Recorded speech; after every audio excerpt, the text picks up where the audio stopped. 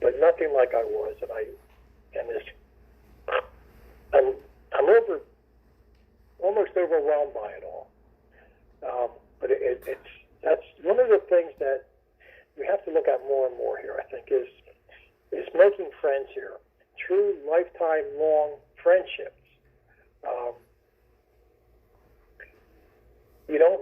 It doesn't happen every day, especially out there. Like, we all think we have a lot of friends until you actually need one of them. And then a lot of times they just vanish. But here, these three women have just stepped up so much for me over this past year that it's just too much. It's not too much. It's just a great feeling to have, knowing that you have people out there who have your back. People who stand up for you, stand up with you, help you out when you need it. All of that has added into this, and I really think the way I feel today. And Brenda didn't even know this because she left early this morning. But I feel absolutely fantastic right now. I still have the pain, but I just feel so much better. I'm not exhausted. And I had to go to the doctor's again today, and so I was there for a while. But I'm just feeling really, really good. I know tomorrow I'm going to feel better. But it's been nice to. It's nice to feel the energy coming towards you. And every time I looked at my phone, or I went on my email this week, or I went to my text, and all these people are just wishing me, this and this and this, and all of you have just kept it coming all week long. And I can never thank you enough. I don't know how good I would feel today if I didn't have this energy coming to me.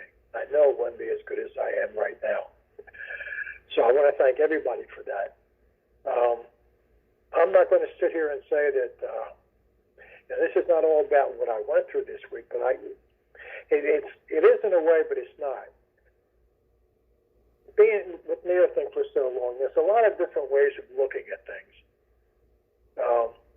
And I really went into this week. The operation was last Thursday, and for those of you who don't know me yet, or I had a piece of my lung taken out because there was a spot in my lung, so they took out actually a piece of my top right lung. And everything's been clear so far. I haven't heard anything back yet from the biopsy, the final biopsy, but it looks like they got everything, and that's why I had this done. And I knew it was going to be painful, but I had no idea what was in store for me as far as the pain was. Maybe I was stupid about it, I don't know. But anyway, it took me to a whole different level that I wouldn't wish on my worst enemy. So as I was looking at this process of this medical fiasco that we have out here, of just treatment, and I was looking at the people who, like all the nurses and the doctors, who don't want you to suffer. And so on Thursday when they took me in, the doctor said, I would suggest that you get the epidural. And I didn't even know that was available. And I never took it before. So I said, I'd give it to me, So I got out of the operation, and I woke up from it. And I was really, obviously, you're knocked out for it. You don't know where you are for those first couple minutes. And I felt no pain. I'm saying, well, this is pretty good, though. I was groggy and all that, and I was exhausted. So I got through Thursday night, and I woke up Friday morning, and I'm thinking, geez, this operation wasn't too bad at all. Man, I can't feel anything. So they came in that morning and asked me how I felt and all this. And so they said, well, we're going to start cutting back on the epidural today. And I said, oh, you have to? This is, but it's not good for your body after a while. So they started to cut back on the medication. And at first it wasn't too bad. And then they stopped the epidural altogether.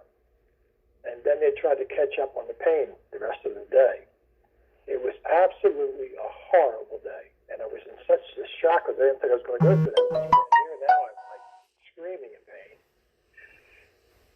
And the more the pain hit, the blood pressure was like a bad day in the stock market, up and down, up and down. It went as low as 81/70. and it went as high as 201 over 150, something like that. So it was up and down all day long. And I'm sitting there and I'm saying, wow, this is unbelievable. And then they finally got me back on the epidural for a while to finally take control of the pain. Instead of chasing the pain, now they were starting to control it.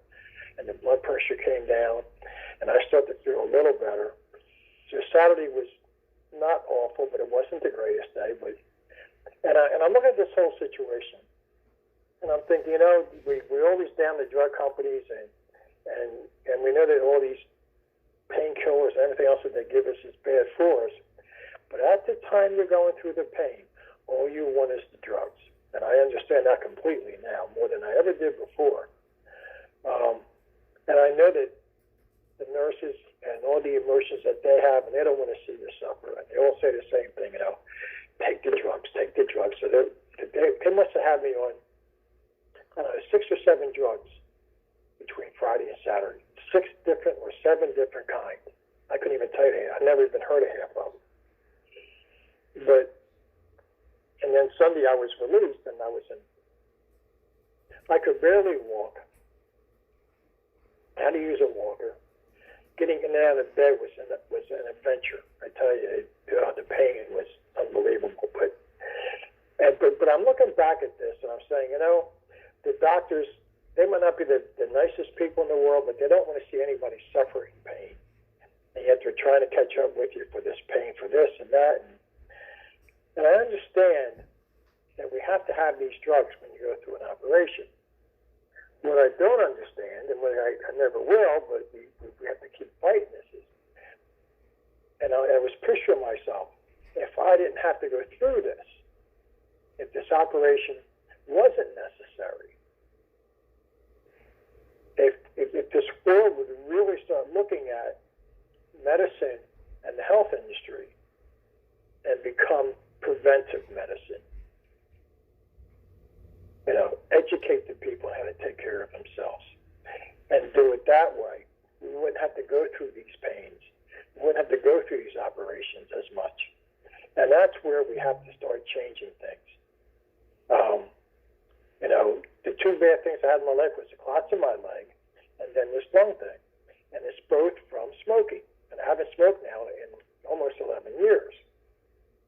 But that's what started this ball rolling to begin with. And I wouldn't wish the pain in my legs or this lung thing on anybody. But yet, it all could have been prevented. I could have not had this if I was educated in a better fashion, if all of us was educated in a better fashion, that we wouldn't have these things. The insurance rates would go way down. They wouldn't need hospitals. Eventually, we won't need hospitals, except if you break a leg or something. Diseases would be cured.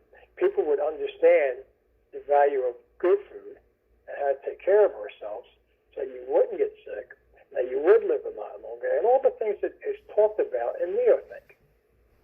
But we are so far from that. And I saw that this past weekend, how far away we are from this, like even further than I ever thought. These doctors, these nurses, they all did a great job. They did the best job that they could for me. They made me feel as comfortable as could be. They were all concerned about me, and yet they had no clue that I shouldn't have been there to begin with. And just, because this is the way it is, treatment. It's just treatment, because that's where they make their money. So it's a strange, when you have to go through it,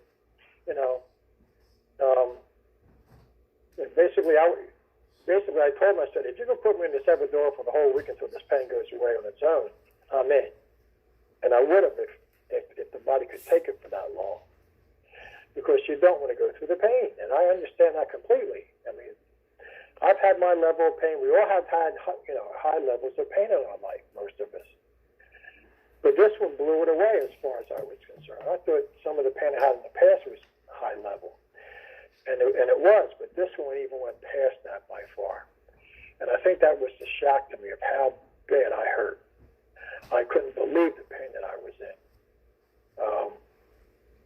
And today I feel a lot better. I still have a hard time getting up sometimes. I have a hard time still getting out of bed here and there. and I wasn't sleeping because I couldn't get comfortable, and I couldn't move, and I had to lay on my back, and I couldn't move just the right side of my body for a while. I got scars all over the place. I was cut 5 different places, and then most of it was supposed to be robotic, and it was supposed to be nice, clean in and out. But when they went to take that piece of the lung out, and I had no idea how they did this, but I had to ask them. The part of the lung that they cut, they put into a plastic bag inside of you, and then they pull out the bag. Well, for some reason, my ribs are put together a little different than most people's, which I never knew, and they really couldn't get this bag out of me. So the one incision I had was for the whatchamacallit, suck out all the blood, the tube. So that was one cut, and the tube was inside of me. And then there was supposed to be 4 minor cuts to get this lung out, and the cut and all that. Well, 3 of them are just minor cuts, and they'll probably go away eventually. But the ones you had to cut it more to get that bag out of me with the lung. And that's the one that obviously has caused a lot more pain than the other ones. And it's one ugly looking scar, and it's about 6 inches going from north to south. And it was just horrible. But that's, operations don't go as well as they hoped, and she felt bad that she had to cut me bigger, but, I have nothing against her. It was just what she had to do. But looking at what the mentality of the people in medicine are, as opposed to the mentality of people here and there, I think. It's just a difference of day and night. And they, all they doing, yes, they got these great procedures now to have this done and that done, and they don't have to cut the body as much, and we get out of the hospital faster. And they put all this effort and energy and millions of dollars into it so that we don't have to suffer as much. That's great, but we should have been past that decades, if not centuries ago, where we don't get sick, where we just move forward and we are educated from a very early age about food, and the food's going to be better in the future than it is today. Everything that goes into why we suffer now with our bodies will be gone. Insurance companies will pay for all these fancy things that we could have at home, and we could just basically scan our body and then send those results to the doctor, and he gets back to you within minutes and says, no, your body's fine. There's not a seed of cancer in there anywhere. There's none of this showing, none of that. And that's how you keep preventative. So that if something, big cancer shows up, you're going to catch it at such an early state that, they go in with something and just pull that one little thing out and you're fine or something. Insurance companies will pay for this because the cost of insurance will go way down, because there's no $1 million bills here coming from the hospitals. I have no idea what this bill's going to be for this. It's the VA. They'll pay it. But I'll guarantee you this hospital bill with that, it's got to be $300,000, if not more. 400 maybe. I don't know. And yet, in the future, you'll pay not that much money to have health insurance, and it will all be towards preventative. So you won't have to pay that much. And most of us will never get sick. And we'll live longer and longer as time goes by. But now you're not laid up in hospitals. The fact that there won't be that many hospitals out there. It'll change. Like now the hospitals are like palaces out there. They're building them faster than they can build anything else. And then these, it's a whole industry that doesn't have to be this big. But yet, we are burdened by it every day. The government can't. They want to take over the whole thing and just spend more money and more money and more money. But do you ever hear them talk about having a cure? Do you ever hear them talk about, living longer? You ever hear them talk about cleaning up the food? You don't hear any of that. And that all contributes for us being sick. Now I'm 68, almost 69 years old, and I really haven't been sick my whole life until the last couple of years. And I tell you, this has taken a toll on me. I haven't been pain-free in 2.5 months. That doesn't sound like a long time between the leg and now this lung thing. And I had it. I had it with pain. I never thought I would be in chronic pain. And for 2.5 months now, it started on July 20th, and now it's almost October 20th. So it's almost 90 days now, and I have not had a pain-free day. And it really can take a toll on you.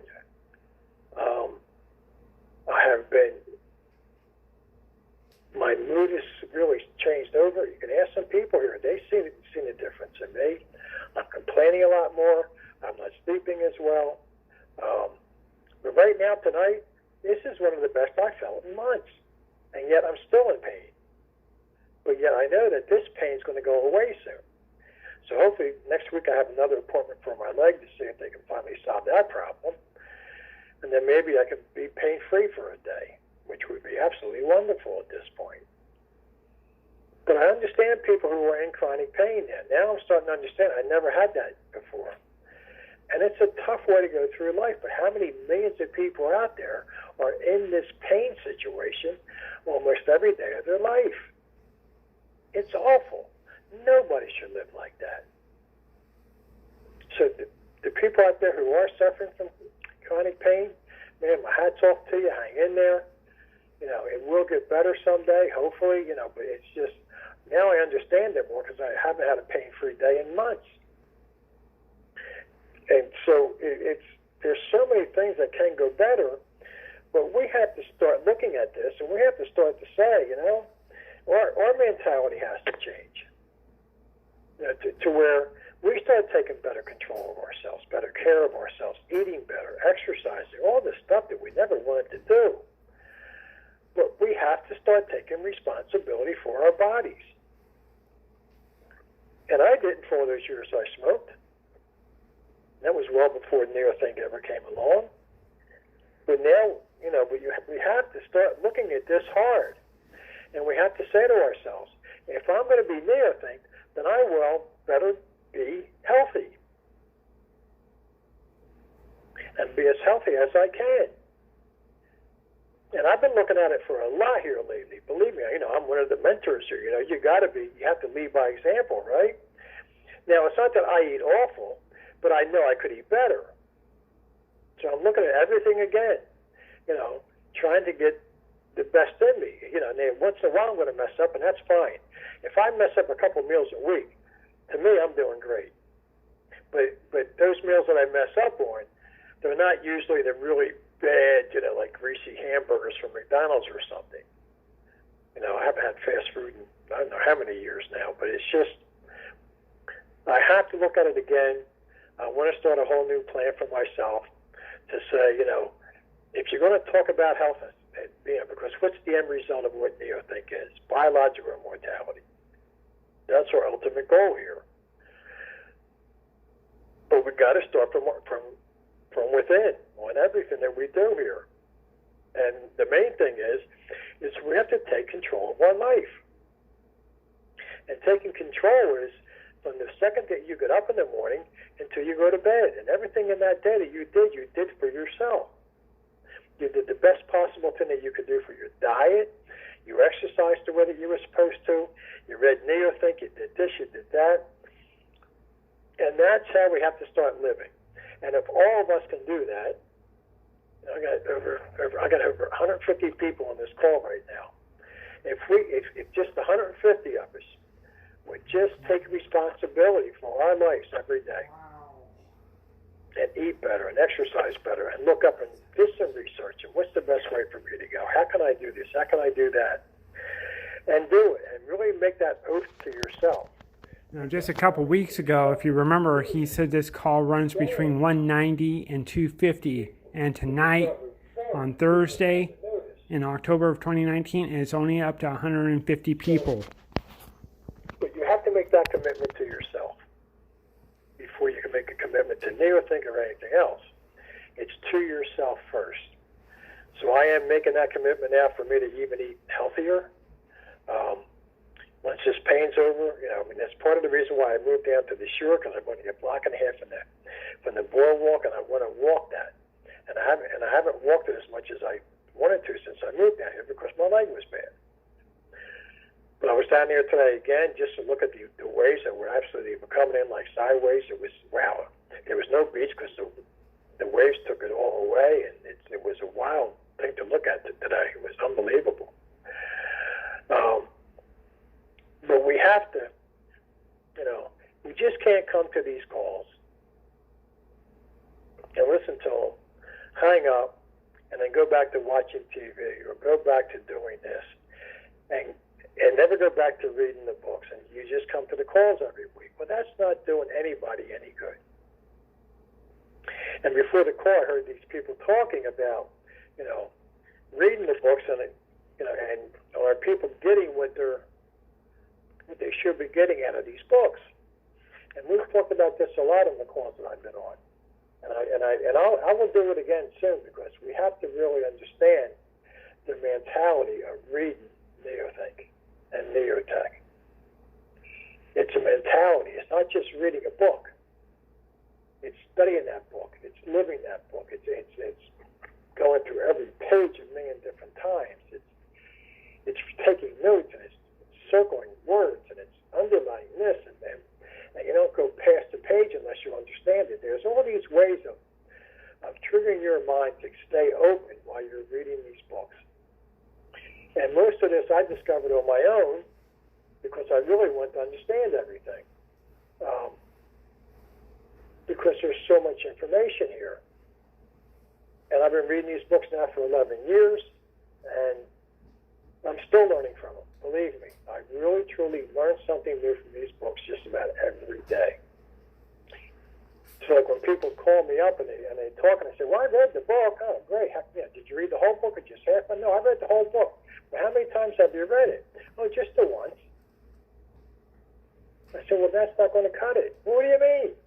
I said, it's not going to cut it. You're not going to read it again? Well, why don't we do this? You go back and start reading the book that you just finished. And after that first 20 pages of that book, you tell me if you didn't pick up anything new or not. And then they start to realize, whoa, I did miss a lot because there's so much information here. But you have to have your mind into it to say, I came to Neothink. You have to always ask yourself every day, why did you buy that first book? And we talked about this over and over, but we still have to because people still aren't getting it. And there's a lot of new people on the phone tonight, so that's good. That's good. I always want to hear these new from new people. But believe me, these books must be read as many times as possible. And there's a lot of reading here. And don't get concerned about, they're sending me books every week now. You buy the book when you're ready to buy the book. Don't buy the book if you're not going to read the book. I mean, it all sounds very logical. There's no common sense being used by a lot of people here who are buying, sometimes these people call up and say, I got 10 books here. Where's my money? Why ain't I making money?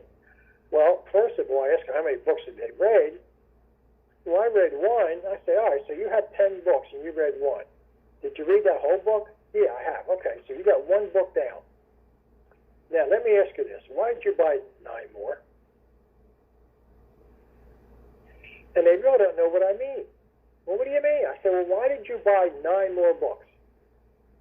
Well, Mark told me to. I said, well, why haven't you read more than just the one book? So you're buying books that you're never going to read. Does that make sense to you? Do you see why maybe you didn't make money from this because you haven't read them? And which book did you read? And I'll ask questions out of that book. They didn't read the whole book. This takes every strength, every ounce of strength that you have to understand Neothink. You're never going to work as hard in your life as you will with Neothink. And you'll never be as proud of yourself as you will be with Neothink. I've never worked so hard in my life understanding all this. I have read the books day in and day out for 11 years. I have pushed myself and pushed myself and pushed myself. Do I really understand this or not? Am I really having a good day today or not? And you got to be so brutally honest with yourself when you ask those questions. And you got to dig in. You got to think in pictures. And you constantly got to think in pictures. And you constantly got to see yourself doing the things that you want to do. They all tie in. All those pieces of the puzzle. It's a beautiful thing to actually watch it happen for yourself. It's absolutely the most beautiful thing that you ever see. Is these pieces just floating together, and all of a sudden there's the picture. And yet you don't have all the pieces of the puzzle in there yet, but you know the outcome. You know that your life's going to change now because you're seeing yourself do it. You're predicting your own future here. That's one of the things that Mark promised in that first letter, and that's why I bought the book. I said, if he can teach me that and nothing else, if he can just teach me how to predict my future, I'm in. And I got that back and 10 million other things. So now when something happens to me, I'm not shocked because I worked for it. I saw myself doing all the things I had to do to get there, and then it happens. And it's an amazing thing. This is a fail-proof system. You do the many days, you read the books, you live the books, you understand the books, you put them into action, you see yourself doing all these things, you cannot fail. Now, during the process, you'll stumble here and there. There's no doubt about that. But you learn from it and you move on. But if you do the many days and read these books and understand them, you cannot fail. Now, who else can tell you that out there? But yet, most of us won't put the effort in. No. So that's how I looked at this week, this past week. Every ounce of neothink that I had in me, I used. Because I want to understand the process more. And I want to understand how I can get through this pain. And I wanted to understand how I can get through this and I don't have to go through something like this again. So it was an educational week, and it was a very painful week. It still is. But yet I feel good about it because of all the energy that you have given me. And I know now that, it's going to be a long time before I will get sick like this again because I just know it now. They really helped me build me up to say, Charlie, you got to change some of your health things still. And I'm working on it now a lot more than ever before because I never want to feel that bad again. Never. I wouldn't wish this on anybody. But ask Brenda. Some of the nights when she had to get me out of bed so I could go to the bathroom and I was screaming in pain. I mean, literally, it was awful. If I was her, I would have took out the gun and shot me. It was, because I would know I was driving her crazy. And yet she never complained to you. That's why I'm here, because I know that you needed the help. And I just felt so bad. But, because there was times when I couldn't get off the floor. I couldn't get out of the bed. Nobody should go through that. No one. There's not a person on this planet who has to go through that kind of pain. And yet every day it happens. And every day nothing gets done for us to move closer to where that goes down. I mean, there's millions of people in hospitals all over this country and this world that are suffering in this agony of pain. And I imagine a lot of them had worse pain than I had this past weekend. And that should not happen to anyone. Anyone. I don't care how old you are. But that's what we can get out of this. Imagine us never having to have pain again. Imagine us living to be 2, 3, 4, 500 years old or longer. Imagine you never having to go to a funeral again. Not ever losing a loved one again. Imagine that. That's what's possible here. But it's going to take us to make that happen. And a lot of, especially the newer people here, oh, that's never going to happen. Well, you know what? It might not ever happen. I can't guarantee that it's going to happen. But the thing is, it can. We were taught our whole lives. We are born, and everyone dies. And they weren't lying. Because nobody has escaped the AC world yet. We all die. But it doesn't mean it's right. It doesn't mean that we have to die. The bodies aren't built to die. I'm not dumb. Our bodies are built to live. Why do you think our bodies fight it? Man, we've all seen people die from cancer and stuff, and they're going through this living hell of pain. But yet they're fighting for every breath that they can grab because they don't want to die. Because the body's telling them, we're not supposed to be dying.